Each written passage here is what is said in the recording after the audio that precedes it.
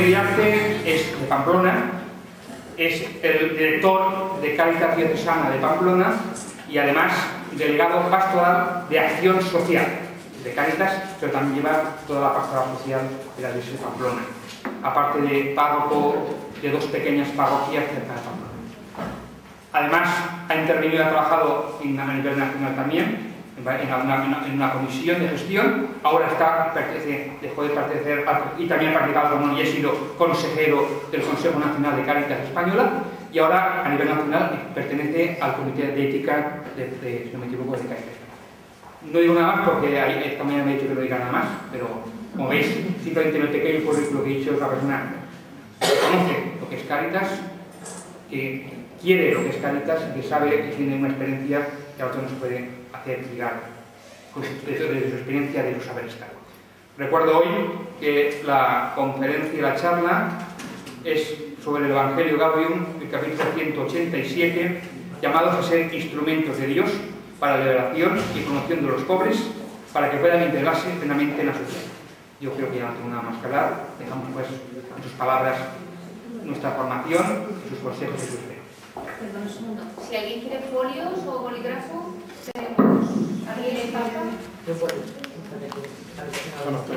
Toma. Sí, bolígrafo. Toma. Que tenemos ahí Bien, pues un saludo a todos y espero que este ratito que estemos juntos pues no sea un rato que os haga perder, sino que algo reflexionemos entre todos. Cuando me encomendasteis este puntico de la Gaudium et Spes, a mí me vino a la cabeza aquella anécdota de aquel cura que después de leer el Evangelio dijo: después de leer el Evangelio os voy a decir 4 palabras bien dichas. Y no quiero ser como aquel cura, que después de leer lo que dice Evangelii Gaudium os diga yo palabras bien dichas, sino al revés. Las palabras bien dichas están en el documento. Por eso me he planteado esta charla simplemente en leer en voz alta algunos textos de Evangelii Gaudium, a partir del texto que me habéis encomendado, pues algunos textos de los números siguientes, ponerlos en alto, como dicen que, ya que estamos en el año teresiano, como dicen que hay que leer a Santa Teresa, en voz alta, y entra mucho mejor y se entiende mejor que leyendo calladicos.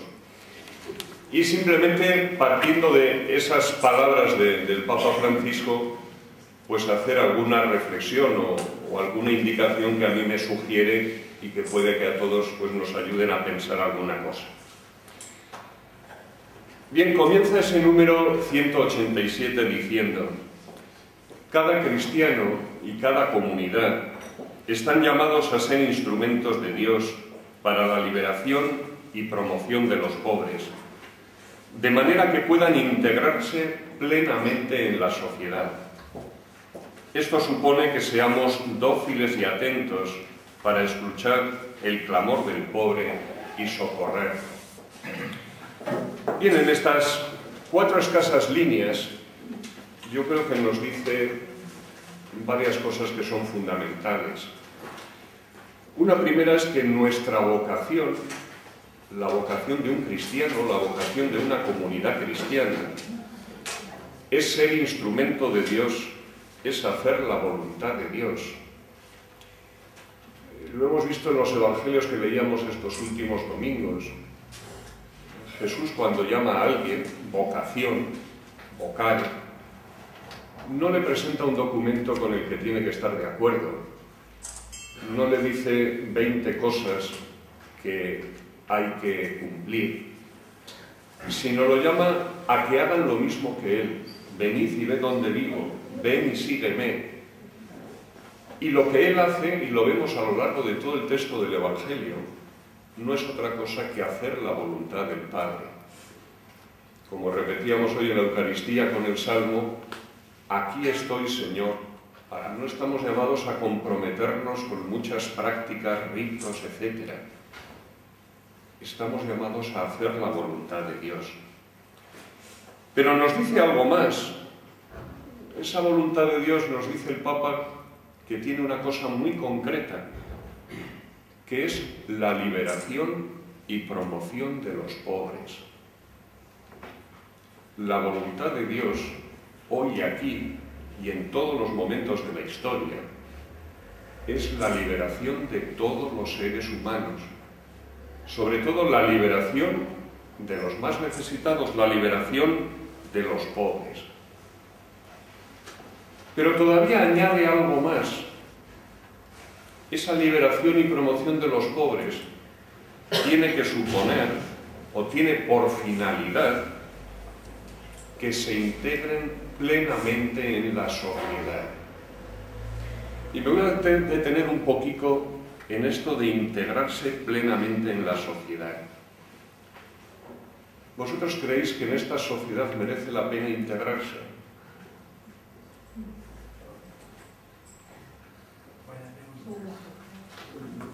No oigo. Bien, vamos a ver, yo cuando invito a alguien a que participe en algo, se integre en algo, es porque considero que ese algo merece la pena, que ese algo funciona. Cuando a alguien le invito a comer con mi familia, pues es porque creo que mi familia merece la pena. Cuando a alguien que le invito a trabajar en Cáritas, le invito porque creo que Cáritas merece la pena. Yo creo que a la hora de plantearnos esto, y volveremos luego más veces sobre ello, de integrar al pobre plenamente en la sociedad, no podemos perder de vista que eso conlleva hacer una sociedad que merezca la pena. Es decir, un trabajo de la integración del pobre, pienso yo que ineludiblemente es la transformación de esta sociedad. Esta sociedad no está dispuesta a integrar a nadie. ¿O sí? Bueno, pues tendremos que hacer muchos cambios en esta sociedad para poder integrar de verdad al pobre.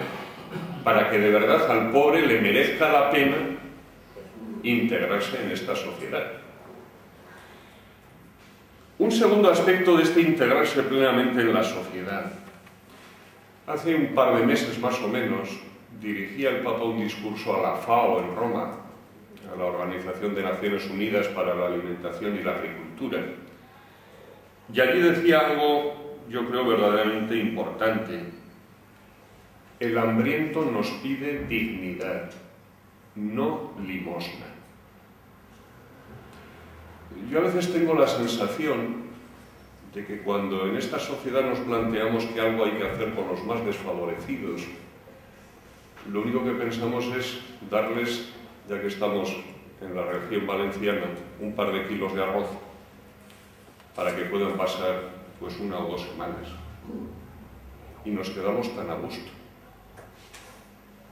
Lo que atrae de verdad en estos momentos en estas sociedades, recogidas de alimento y repartos de alimento. Yo creo que eso no es dar dignidad. No somos solo animales que comen. Somos animales que se visten. Somos animales que necesitan un techo. Somos animales que necesitamos educación y desarrollar nuestra mente. Somos animales que necesitamos relacionarnos con las personas y tener ámbitos de amor. Integrar plenamente al pobre no puede ser integrar un cacho del pobre o hacer que el pobre no se me muera. Integrar al pobre es integrarlo en todas sus dimensiones, las físicas, las psíquicas, las trascendentes que tantas veces se nos olvidan. Eso es integrar al pobre. Y redundando en esto, yo creo que integrar a alguien en esta sociedad solo lo podemos hacer en clave de dignidad de la persona. Solo lo podemos hacer en clave de derechos. Es decir, el pobre no vive por mi bonomía. Al pobre no se le ayuda cuando graciosamente queremos. ese pobre que el Papa dice que hay que integrar, tiene unos derechos. Y en esta iglesia nuestra y en esta sociedad tenemos que empezar a plantear más las cosas en clave de derecho. No depende de mi buena voluntad que a esta persona le facilitemos alimento, ropa, vivienda. No, esta persona tiene derecho a eso. Y para nosotros, para otros no sé, pero para nosotros los cristianos la explicación es muy sencilla. ¿Por qué tiene derecho a todo eso? Porque fue creado a imagen y semejanza de Dios. Y porque en la cruz de Jesús ha sido hecho hijo de Dios. Un hijo de Dios no espera limosna.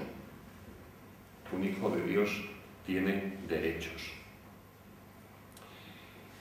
Decía el texto, escuchar el clamor del pobre y socorrerlo.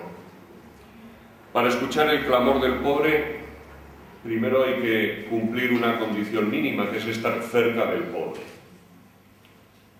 Si estamos lejos, si vivimos en un barrio donde no hay pobreza, no vemos al pobre. Si cada vez que se enchufa la televisión y vemos la situación de los pueblos de África, y como es después de comer, pues cambiamos de cadena, y yo confieso que más de una vez lo hago, no vemos al pobre. Para escuchar el clamor hay que estar cerca. Para escuchar el clamor del pobre nos tenemos que liberar y purificar de prejuicios. ¿Qué quiero decir con esto? No podemos escuchar al pobre si en nuestra mente y en nuestro corazón pensamos, sí, este está así por culpa suya. Es que este es un vago. Es que este no quiere trabajar. Es que este quiere vivir del cuento. Tenemos que purificar el corazón de muchos prejuicios. Tenemos que tener en cuenta otra cosa, que el clamor de los pobres cambia con el espacio y el tiempo.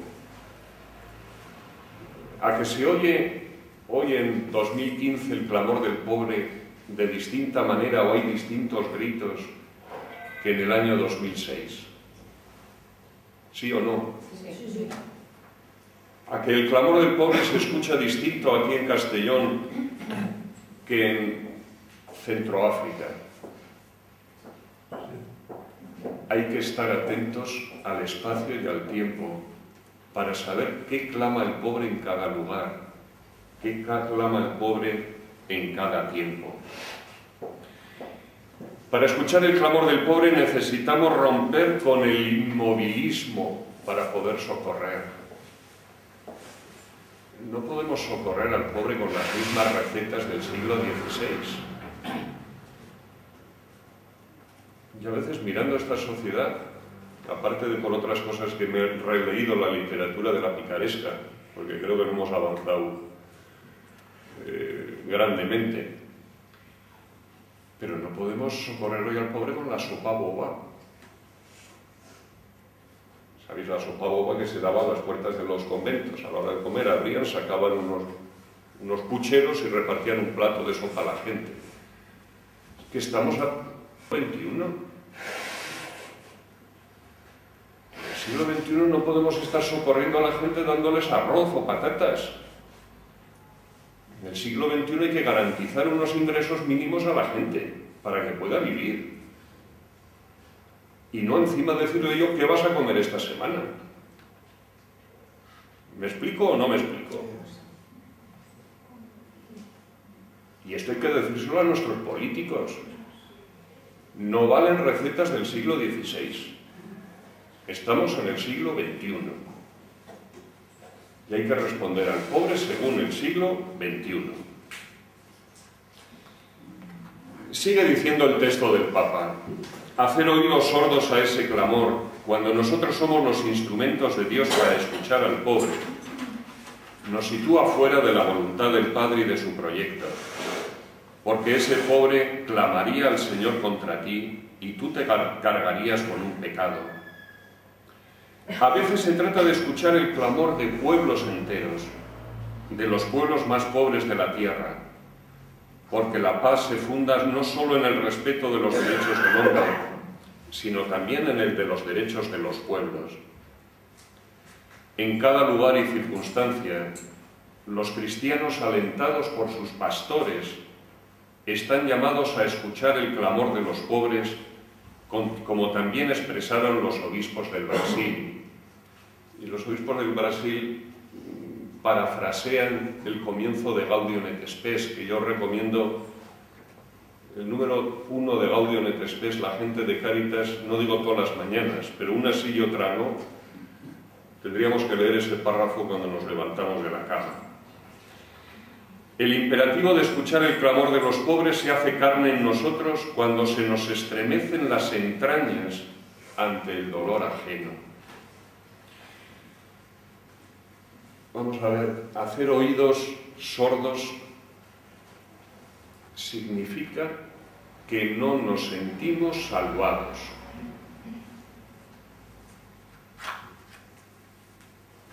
Esto para un cristiano es demoledor. No escuchar el clamor, hacer oídos al clamor, es no sentirnos salvados. ¿Por qué afirmo esto? Si cogéis el Antiguo Testamento, por ejemplo el libro del Deuteronomio, cada vez que Dios le pide algo a su pueblo, les da una razón para pedírselo. Recordad que fuisteis esclavos en Egipto. La única razón por la cual tengo yo que responder a Dios algo de lo que me pide es porque fui esclavo en Egipto, porque Dios me ha salvado. Si Dios me está pidiendo que escuche el clamor del pobre y hago oídos sordos, es que no tengo experiencia de salvación. Es que no me siento salvado. Es que no he acabado de comprender qué significa que Dios me salva. ¿Qué significa que Dios me hace su hijo en la cruz de Jesús?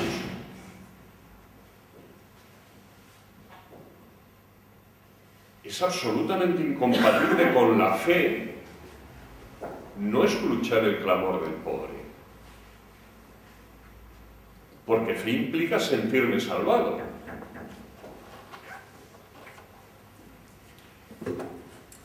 Escuchar el clamor del pobre tiene que ver mucho con el sentir.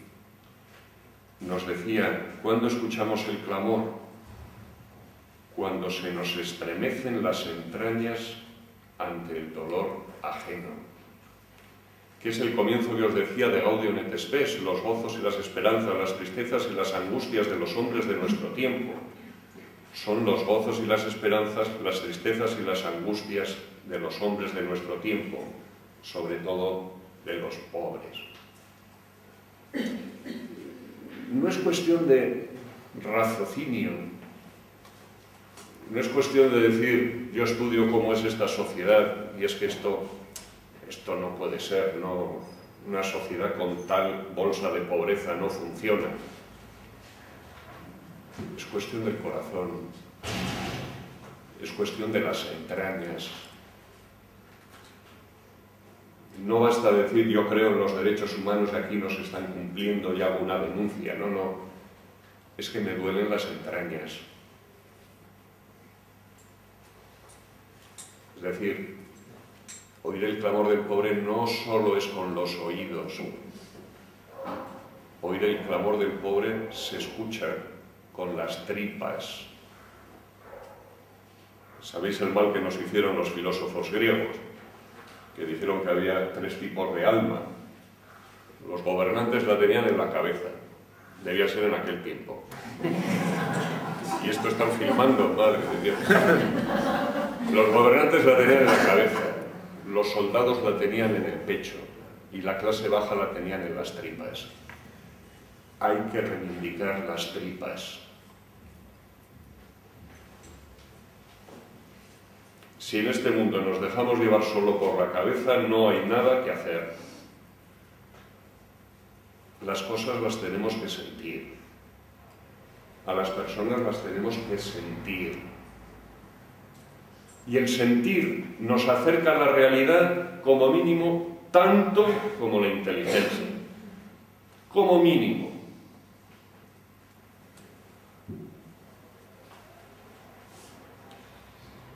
Decía también en los textos que os acabo de leer, los pastores deben alentar la escucha del clamor de los pobres. Es una obligación que tenemos esos que nos llamáis o nos llaman pastores. Y aquí permitidme una pequeña crítica a mi gremio. Y como Castellón no conozco, no estoy metiéndome con nadie de aquí. Hablo de lo que conozco. No se puede ser un pastor que deje en manos de los demás escuchar y responder al clamor del pobre. No, ya lo hace el grupico de Cáritas. Ni tampoco se puede hacer lo contrario. Como me parece tan importante, el que escucha y socorre soy solo yo. Los pastores tenemos que animarse los animadores para que la comunidad escuche, para que la comunidad responda. Y sé que esto no es nada sencillo.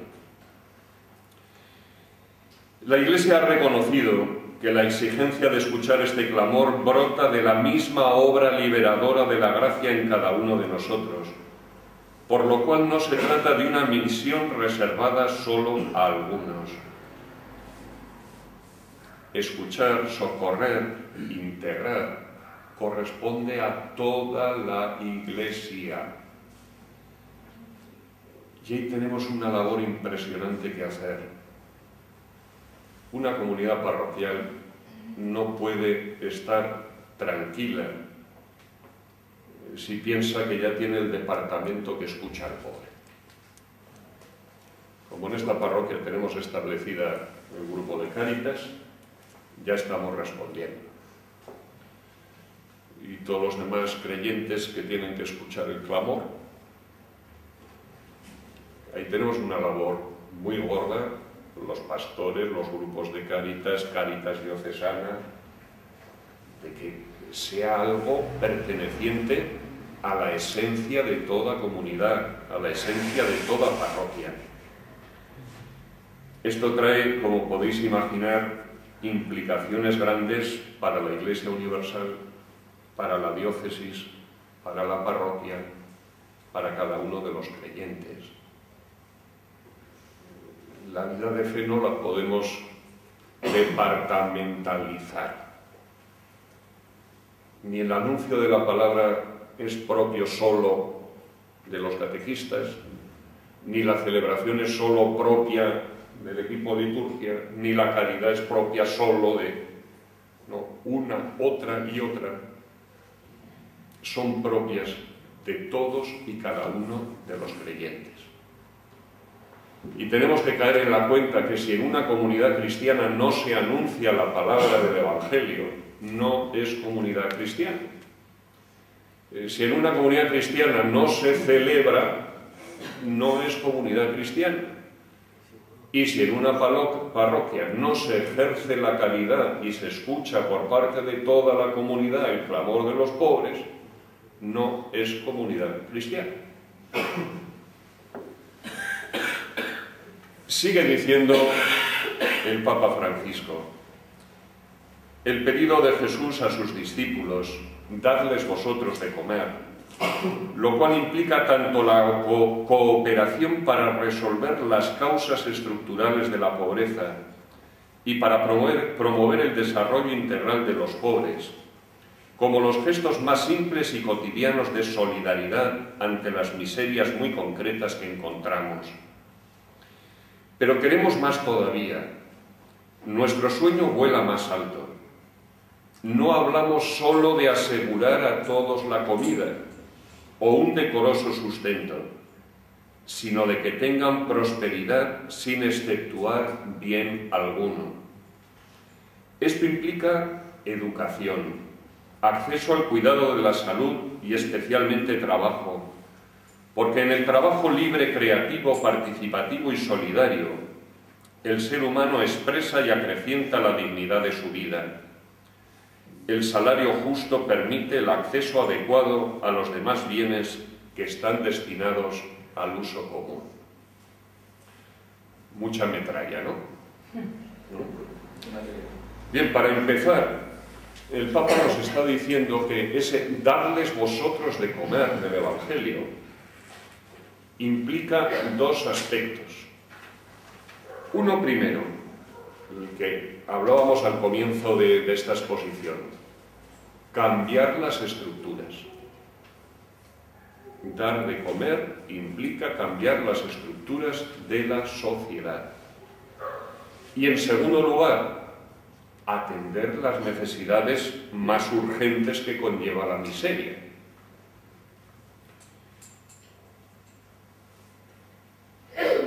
Con estos dos aspectos, yo creo que hay que tener en cuenta una cosa fundamental, y es que no son aspectos opuestos.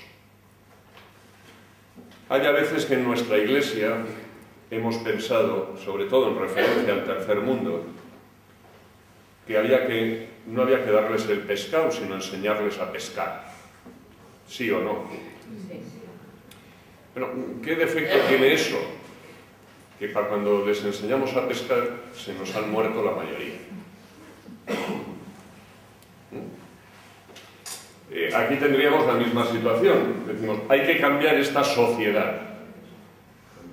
Bueno, pero si no atendemos a la gente, para cuando cambiemos, si es que alguna vez la cambiamos, la gente va a estar sufriendo continuamente. Es decir, son dos aspectos que según el Papa Francisco yo creo está absolutamente acertado.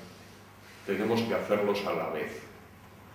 Tenemos que responder a las necesidades más perentorias que tiene la gente, pero al mismo tiempo tenemos que estar trabajando por cambiar las estructuras. Dar pan, techo y comida deben ir siempre unidos a esa transformación de la sociedad. Y remarcaría también lo que nos ha dicho del trabajo. Dar de comer es dar trabajo a la gente. Y diría más, que me parece que los obispos españoles han publicado ayer o han dicho algo sobre este tema. El trabajo tiene que conllevar un salario justo, un salario con el que la gente pueda vivir con dignidad. Dice también, la palabra solidaridad está un poco desgastada y a veces se la interpreta mal, pero es mucho más que algunos actos esporádicos de generosidad. Supone crear una nueva mentalidad que piense en términos de comunidad, de prioridad de la vida de todos sobre la apropiación de los bienes por parte de algunos. La solidaridad es una reacción espontánea de quien reconoce la función social de la propiedad y el destino universal de los bienes como realidades anteriores a la propiedad privada. Hay que repetir que los más favorecidos deben renunciar a algunos de sus derechos para poner con mayor liberalidad sus bienes al servicio de los demás. ¿Qué nos ha dicho en estos textos? Que responder al clamor del pobre, que integrar al clamor del pobre en la sociedad, no lo hacemos con actos esporádicos de generosidad. Tenemos que romper con eso. O sea, porque yo el día tal que hay una colecta eche 5 euros, no me estoy comprometiendo con responder al clamor del pobre. Lo mío tiene que ser continuo. La labor de las comunidades en este sentido tiene que tener continuidad. No podemos estar con el pobre un día sí y 7 no. Aquí entraría todos los esfuerzos que en un sitio y en otro estamos realizando para que nuestra labor en Cáritas sean verdaderos procesos de acompañamiento de la gente. No lo hacemos con actos pequeños, lo tenemos que hacer continuamente en continuidad. Nos ha dicho también algo fundamental. La solidaridad no es un acto de voluntad. La solidaridad es la respuesta espontánea de un corazón habitado por el Señor. Yo siempre digo, no sé si acertada o equivocadamente, que las grandes cosas de la vida no pueden venir de aquí, ni pueden venir de aquí. Las grandes cosas de la vida tienen que venir de aquí. Y me repito, ¿por qué? Yo no puedo querer a una persona porque mi cabeza dice que la tengo que querer. Yo no puedo querer a una persona porque he decidido que la voy a querer. Yo solo puedo querer a una persona si me brota de dentro. ¿Alguno habéis sido alguna vez capaces de querer a alguien porque os habéis empeñado en quererlo? ¿No habéis probado? Pues probarlo. Las cosas tienen que venir de dentro. Nuestra solidaridad tiene que brotar del corazón. Tiene que ser un brotar espontáneamente de nuestro corazón, para ser de verdad solidaridad, para ser de verdad respuesta al clamor que escucho, para ser de verdad apuesta por integrar a esta persona, a estas personas con nosotros. Pero nos dice algo más, y parafrasea, me parece, si mal no recuerdo, es el número 23 de Octogésima Adveniens del Papa Pablo VI. No solamente tenemos que luchar por los derechos de los pobres, se nos pide incluso que renunciemos a alguno de nuestros derechos para que los pobres puedan tener los mínimos. Eso es más gordo. Y pienso yo que además, si pensamos fríamente, es más necesario en nuestra sociedad. En nuestra sociedad hay para que todos tengamos un superpiso. En nuestra sociedad hay para que todos tengamos un supercoche. En nuestra sociedad hay para que todos nos vayamos a dar 3 veces la vuelta al mundo. O como decían del otro día de uno, que cada trimestre visita un continente. Pues no tendrá nada que hacer. No hay todo eso. Entonces, para que todos tengamos lo mínimo, podemos estar en el contexto de que algunos tengamos que renunciar a algo para que otros puedan tener lo mínimo posible. Porque fijaros el daño que hace en nuestra sociedad ese continuo reivindicar los derechos del individuo. En nuestra sociedad reivindicar los derechos del individuo nos lleva a la desigualdad.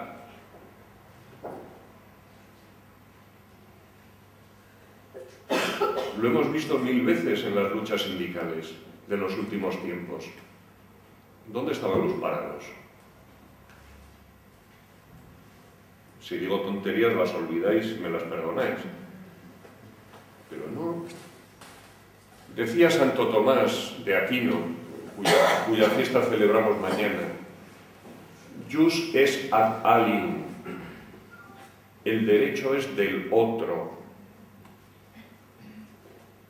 Mientras construyamos o intentemos construir esta sociedad partiendo de mis derechos o partiendo de los derechos de los míos,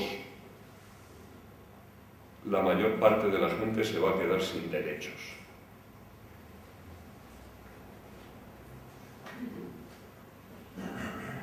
el día que seamos capaces de empezar a construir algo partiendo de los derechos del otro,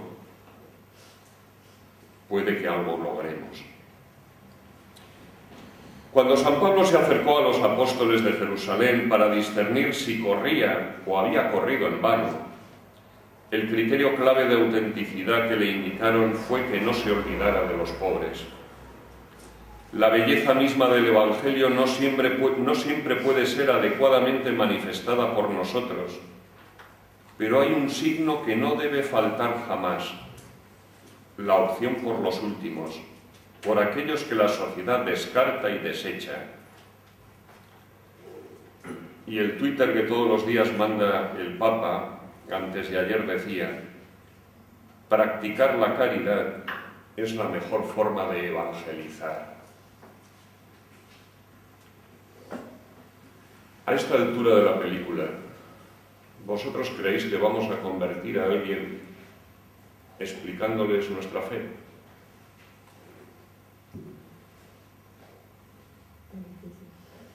Puede que algunos sí, no voy a ser totalmente extremista.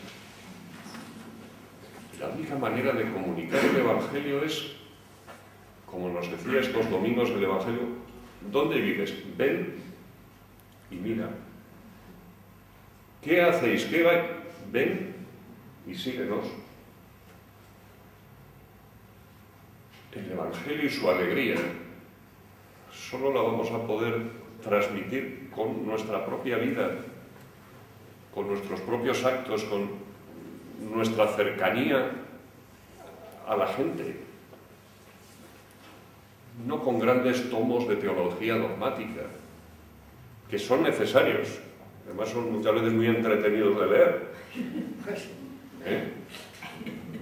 He dicho a veces, a veces. La única manera de transmitir la alegría del Evangelio es con nuestra propia cercanía a la gente, con nuestra propia solidaridad que surja del corazón, con nuestro estar cerca cuando la gente sufre, con nuestro estar cerca de la gente cuando la gente hace fiesta. La única manera. Bien, y todo esto que os he dicho y que nos dice, sustancialmente nos lo dice el Papa Francisco,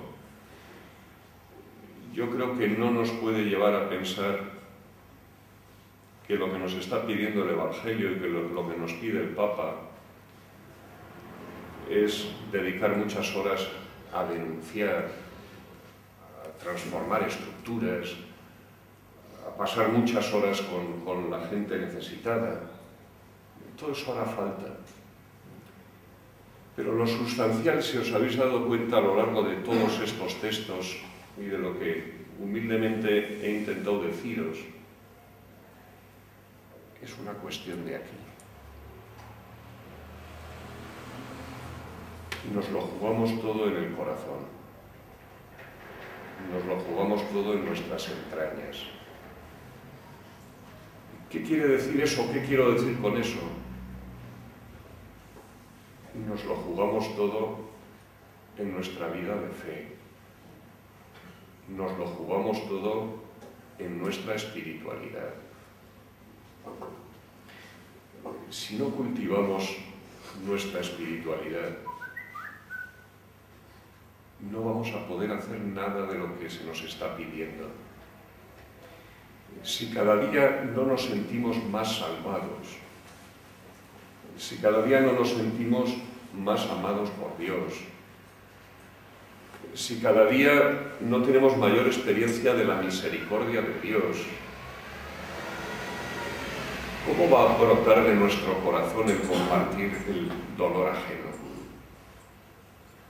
¿Cómo va a poder brotar espontáneamente nuestra solidaridad? ¿Cómo vamos a ser capaces de compartir los sufrimientos y las alegrías de los demás si no hemos transformado nuestro corazón? Si no nos hemos transformado nosotros. Lo que nos está pidiendo el Papa Francisco, cada vez estoy yo más convencido de que requiere oración. de que requiere abrirnos continuamente a la palabra, de que nos requiere un camino de acercamiento a la experiencia de Dios, a la experiencia de su misericordia, a la experiencia de su amor. Yo creo que si siguiésemos en la Iglesia estos caminos, que son los caminos de convertir el corazón, el Evangelio del domingo pasado, convertíos y creed en el Evangelio, es el camino para poder escuchar el clamor del pobre, para poder integrarlo plenamente en esta sociedad, para poderlos hacer siempre verdaderos hijos de Dios. Bien, pues para uno del norte no doy más de sí. Los bárbaros del norte llegamos hasta donde llegamos. Que tampoco lo estoy, ¿no? No, yo soy de los bárbaros del norte, soy. Bueno, pues esto es lo que no sé si acertada o desacertadamente pues me ha ido sugiriendo a mí leer el texto que me habíais encomendado y los párrafos que siguen que van desarrollándolo un poquito. Y ahora estoy a vuestra disposición, menos apedrearme, pues lo que queráis.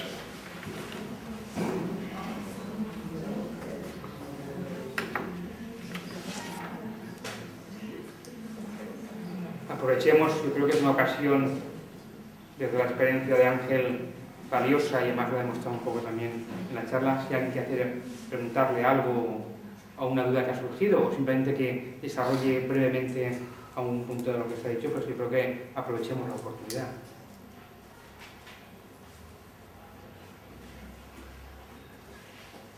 A mí me gustaría que matizaras un poco más, explicaras un poco más el tema de no reivindicar los derechos de los demás en base a nuestros derechos, sino en base al derecho que tiene el otro. Sí, vamos a ver. Si analizamos un poco cómo se viven o cómo se defienden los derechos en esta sociedad, yo creo que enseguida vemos que toda defensa aparece como una persona, un grupo que defiende lo suyo. A mí me da la sensación de que cuando uno defiende las cosas así, consciente o inconscientemente se está excluyendo a los demás. En nuestra sociedad, que la gente que económicamente no tenemos mayor problema, que venga a reivindicar el no perder nada de lo nuestro, el recuperar hasta la última centésima de lo que en estos años hemos perdido, cuando en esta sociedad tenemos una bolsa de pobreza severa, como una catedral de grande, pues yo digo, consciente o inconscientemente, al defender lo mío, le estoy negando al otro hasta lo menor. Yo creo que los derechos en gran parte los hemos ido construyendo así, ¿no? No perdamos nunca de vista que la concepción moderna de los derechos humanos es una concepción que parte del mundo liberal. O sea, la defensa de la libertad, la igualdad, parte del mundo liberal. Y a la concepción que tenemos de derechos humanos no hemos purificado esa dependencia del liberalismo. Y el liberalismo es siempre yo. Después ya veremos qué hacemos con los demás, ¿no? Por ejemplo, nos planteamos los derechos de los pueblos del tercer mundo. Bueno, nosotros tenemos el estatus de vida que tenemos porque estamos explotando económicamente a los países del tercer mundo. Entonces, seguir defendiendo todos nuestros derechos no es compatible con que de verdad estemos defendiendo los derechos de otros, ¿no? Si yo cada vez que me monto en el coche pienso que esa rueda de caucho, que ya no sé si las hacen de caucho, pero esa rueda si al que está recogiendo la savia esa del caucho que sale de los árboles le pagáramos un salario justo, yo no tendría capacidad de comprar la rueda. No sé si me explico o no me explico, ¿no? Yo creo que ahí nos hace falta una terrible transformación. Es decir, tenemos que empezar a reivindicar qué derechos tiene el otro, ¿no? Y eso supone, indirectamente estoy defendiendo los míos, ¿no? Pero no parto de los... Diciendo también algo políticamente muy incorrecto, terriblemente incorrecto. Cuando tantas veces hablamos de pequeños grupos que quiero separarme, que quiero no sé qué, al final está, no digo al 100%, sino en una determinada dosis, el que yo quiero más derechos que el que tal a uno.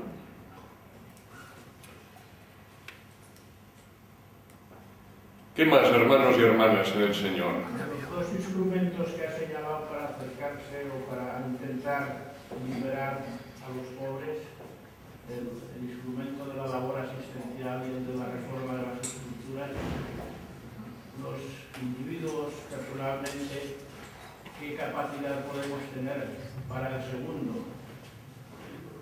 No nos puede abocar a una especie de frustración, o sea, una incapacidad total, porque en realidad a lo mejor somos tan pobres como a los que queremos liberar. Sí, vamos a ver, ninguno, digamos, estamos exentos de estar atrapados por las propias estructuras de esta sociedad, ¿no? Todos de una u otra manera estamos atrapados. Pero yo ahí sí que animaría, un granico de arena no hace una playa, pero cuando juntamos miles de millones de granicos de arena tenemos una playa. Es decir, yo creo que no podemos infravalorar la capacidad que tenemos cada individuo. Pero esa capacidad que tenemos la tenemos que poner, digamos, en práctica de alguna manera. Y yo creo que ahí una vía absolutamente necesaria en nuestra sociedad es la participación. Hemos construido unas democracias meramente representativas, donde a los ciudadanos cada X años, eran 4, porque ahora depende de si me viene bien o me viene mal, pues son 3 o 2,5 o lo que sea, se me llama, hecho una papeleta y no se vuelven a acordar de mí hasta, ni vuelvo a hacer yo nada hasta la siguiente vez, ¿no? Yo creo que en esta sociedad tenemos que construir mucho tejido cívico. O sea, la gente tendríamos que estar trabajando juntos en el barrio, trabajando juntos en una ciudad, trabajando juntos en un pueblo. E intentar, pues que si nos juntamos media docena de granicos de arena, pues que alguna cosa en mi pequeño entorno pueda cambiar un poco, ¿no? Lo que yo no confío es que llegue aquí ningún Mesías y nos cambie las cosas. Hace falta que ejerzamos nuestra ciudadanía, ¿no? La vayamos ejerciendo pues cada vez más, ¿no? Yo creo que esa es un poco la vía, ¿eh? Pero sustancialmente estoy de acuerdo, nosotros estamos atrapados. Igual, bueno, igual, las consecuencias igual son menores, pero estamos atrapados. Pero eso igual también es un poco, que estaba pensando en, hace tiempo, hace unos cuantos años, la participación en los barrios y eso era mucho más grande. O sea, ¿Sabes cuándo se acabó eso? Por lo menos en mi pueblo. Sí. Cuando el alcalde empezó a pagar la chistorrada de fiestas. O sea, aquí nos han acallado la participación a base de darnos dinero. Pues claro, por lo menos lo que pasaba en Pamplona, en un barrio había una asociación en el barrio que organizaba fiestas, actos culturales, movidas, reivindicando en el colegio, no sé qué cosas. Claro, llegó la democracia y dijeron, oye, que hacéis una chistorrada el día fiestas, os la pago yo. ¿Que traéis 2 atracciones para los críos? Os la pago yo. Eso nos ha dormido totalmente a la sociedad. A mí me pasó de ir a una asociación de vecinos del barrio, puesto que a la iglesia no viene la gente, pues pensé ir, vamos a la calle. Y no se podía ir a un grupo de señoras que hacen yoga, que también estaría pagada por el ayuntamiento, porque no se podía molestar. No se podía hacer no sé qué porque no se podía molestar. Al final nos dieron un campito de fútbol donde no nos hicieron nadie ni puñetero caso, teniendo alguna maceta para ver si sacábamos algo. Sí, sí. Por hacernos un favor. Es triste, pero es No nos así. hicieron caso. A ver, había una pregunta... Sí, que a mí yo era una aportación. En este sentido del cambio de estructuras, la doctrina social cambia como 2 temas, ¿no? Una es el cambio cultural, cambio de valores. Es imposible cambiar las estructuras si no cambian los valores en la cultura, porque la estructura es un poco la solidificación de los valores que se viven en la sociedad. Si la mayoría de personas hacemos lo que has dicho tú, defendemos nuestro propio derecho, no vamos a modificar una estructura para que esté al servicio de los pobres. Entonces, lo primero es la concienciación, la importancia que tiene la concienciación. Creo que Cáritas en este sentido hace mucho.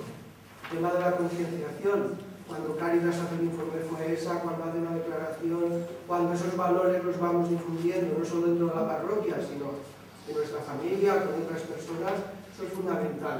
Porque para cambiar las estructuras es un proceso largo, pero por ahí es importantísimo, la doctrina social lo recalca, ¿no? El cambio de mentalidad, el cambio de valores, eso es fundamental. Pero también está el tema de las mediaciones. Las mediaciones, en este sentido me parece ilustrativo el encuentro que el Papa ha tenido no hace mucho en el Vaticano, que llamó a los movimientos populares de organizaciones, sobre todo estuvieron de Latinoamérica, pero de aquí también estuvieron. Aquí, por ejemplo, participaron gente de cristianos que están en la plataforma esta contra los desahucios y fueron recibidos por el Papa. Entre ellos había un sacerdote de Murcia y una seglar, militante de la OA. Entonces, el Papa ahí anima en ese encuentro a lo que es eso, es decir, el crear esas organizaciones, participar, creando esas redes de solidaridad, pero que sea también para poder, digamos, reivindicar lo que es la justicia, lo que es el cambio estructural.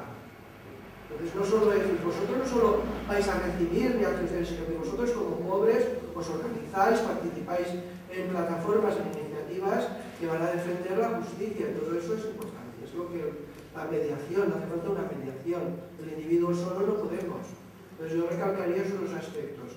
El cambio de valores, ahí tenemos un tremendo trabajo de concienciación, y luego las mediaciones. Ahora, un cristiano para estar en las mediaciones tiene que tener una formación en los criterios evangélicos y para estar allí también saber lo que tenemos que apoyar y lo que tenemos que rechazar. Porque no siempre las reivindicaciones están al servicio de los más pobres, sino a veces están al servicio, como tú has dicho muy bien, de mi propio derecho. Ahí también tiene buen papel los pastores, ¿no? O sea, en ese sentido de renovar un poco... El problema que tenemos es que no encontramos perros. Los pastores, nuestro problema fundamental es que andamos mal de perros para llevar el ganado. No, pero al hilo de lo que dices, que para hacer todas estas cosas hace falta sustentarla en unos valores. Yo creo que también en nuestra sociedad se ha producido otro fenómeno, desde mi punto de vista muy pernicioso, que no nos hemos dado cuenta. Yo al poco tiempo de volver de estudiar participé en la Universidad Pública de Navarra en un debate sobre el aborto. Entonces yo recuerdo que se levantó una chica y dijo que las cuestiones personales de uno, que no tiene por qué meterse nadie, ¿no? En el ámbito personal, la libertad toda, ¿no?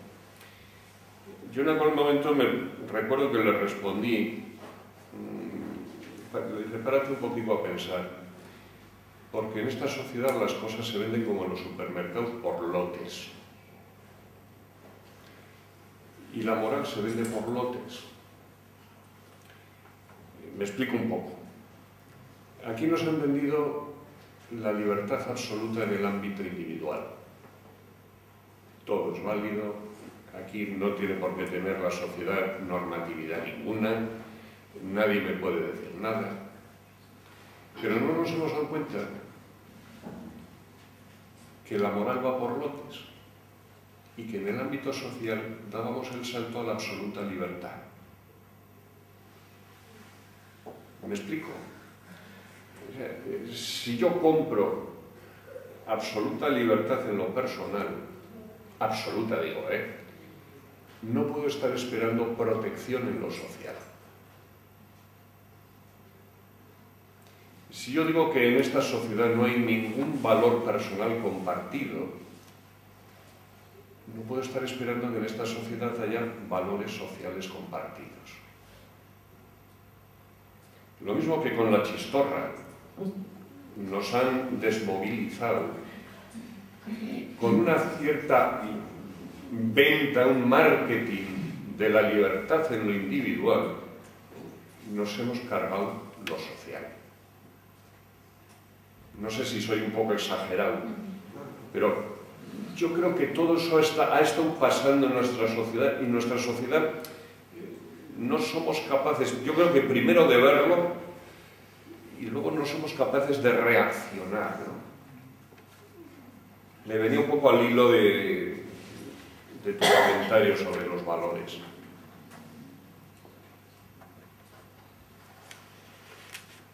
Para ser capaces de ver lo que pasa y vernos a nosotros, creo que la base es la espiritualidad y entrar en camino de oración cada día más. Sí, sí. Yo eso estoy, vamos, os lo he dicho, estoy absolutamente convencido. Yo creo que la juventud, ya sabéis que es la única enfermedad que se cura sin tomar pastillas, ¿no? En la juventud somos capaces de mantener muchas cosas porque somos jóvenes. Pero a lo largo de la vida hay muchas cosas que si no tienen un sustento en el corazón, si no tienen el sustento en que yo he sido habitado por otro, pues no se pueden sostener excesivo tiempo, ¿no?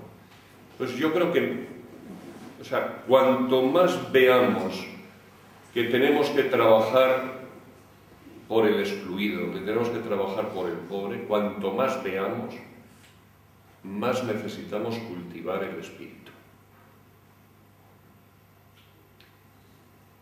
El año pasado hicimos una experiencia en nuestra Cáritas, hacemos siempre en Adviento un retiro de Navidad pues, con los voluntarios, los trabajadores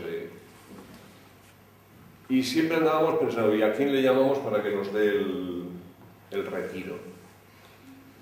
Y el año pasado le llamamos a la priora del monasterio de Olzas, un monasterio carmelita que está al lado de Pamplona, ¿no?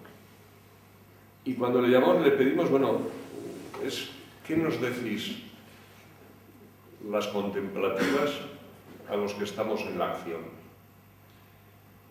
Yo creo que ha sido uno, por no decir, el mejor retiro y donde más disfrutó la gente de todos los que hemos venido teniendo, ¿no? Cáritas tendríamos que tener más contacto con la contemplación y más contacto con las y los contemplativos, porque nos ayudamos mutuamente, ¿no? Y la ayuda que nos pueden proporcionar a nosotros yo creo que es una ayuda grande, ¿no? Aunque solo sea el dejarnos compartir con ellos pues 5 días o 2 cosas que sentimos que tenemos que hacer y la sociedad no nos da espacio, no sabemos cómo. Entonces, en ese escuchar el clamor yo creo que tendría que ser más amplio, que no es solo a los más excluidos que tienen muchísimas necesidades que atender, sino un poco escucharnos entre nosotros. Sí, o sea, vamos a ver, yo creo que en ese sentido, y ahí descargo un poco las cosas en las parroquias, yo creo que en la actividad o en la labor de las parroquias tendría que estar presente muchas otras cosas que no son la atención de la estricta miseria, ¿no? De la estricta pobreza severa, ¿no? Me viene a la cabeza cuántos ancianos tenemos que igual tienen para comer, tienen una pequeña pensión con la que se defienden. En Pamplona normalmente el que come no enciende la calefacción y el que enciende la calefacción no come. Pero hay una soledad terrible. En el mundo de los jóvenes hay un montón de necesidades que igual no son estrictamente materiales. Sí que hemos ido construyendo pues sociedades muy individualistas.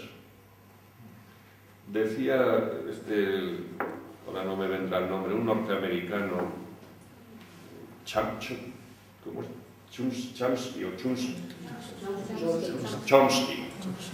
que es un norteamericano atípico, ¿no? Pues decía en uno, además me parece que su origen es la filología, me parece. Bueno, en uno de sus libros decía Chomsky que la gran tragedia de los norteamericanos era que un norteamericano estaba en su casa comiéndose pues, su comida basura frente al televisor y dando vueltas a sus problemas, sin darse cuenta que al otro lado de la pared había otro norteamericano sentado en el sofá comiendo comida basura y dándole vueltas a los mismos problemas. Pues yo creo que eso también es una realidad, ¿no? Y la soledad, pues también es un clamor que se da en nuestra sociedad, ¿no? Y otras necesidades.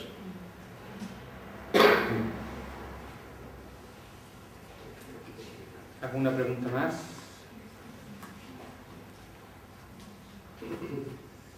Agradecemos a don Ángel su charla.